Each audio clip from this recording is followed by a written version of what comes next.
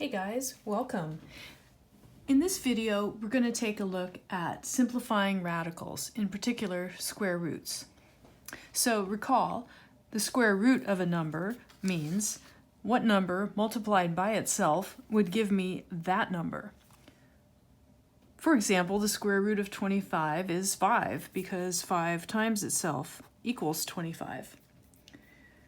But what if we have something other than a perfect square under the radical? For instance, what if we're asked to simplify the square root of 50?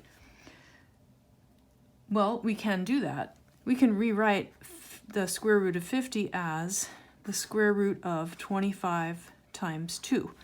And I've chosen the number 50 because it nicely breaks up into a perfect square times another number. And that allows us to simplify it by doing this. We now take this product under the radical and we write it as a product of two radicals, the square root of 25 times the square root of 2. So all we've done is just rewrite that. And now we can simplify that because the square root of 25 is 5. Radical 2 cannot be simplified, so we just copy that down, and that's our answer for that, 5 radical 2. So how do we know how to factor the number under the radical? Well, for that, it's very helpful to make a quick list of perfect squares. So you can do this in the margin of your homework or on your test paper so you have a list for quick reference. So I'll make this list here, and I'm going to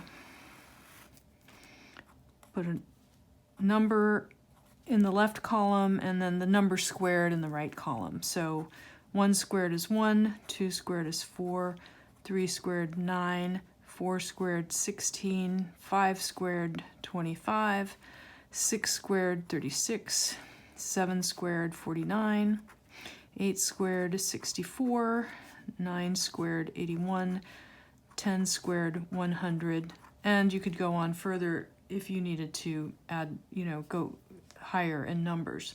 But for when you first learn this, most of the numbers you're going to be looking for are going to be in this set over here.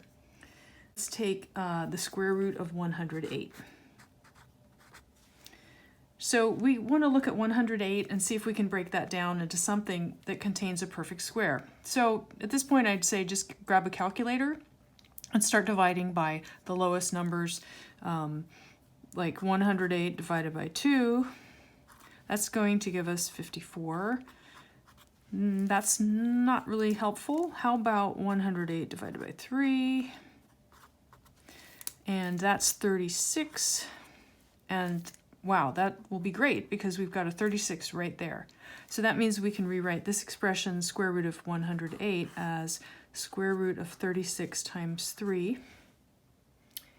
And then we can rewrite that as the square root of 36 times the square root of 3, which then can be simplified.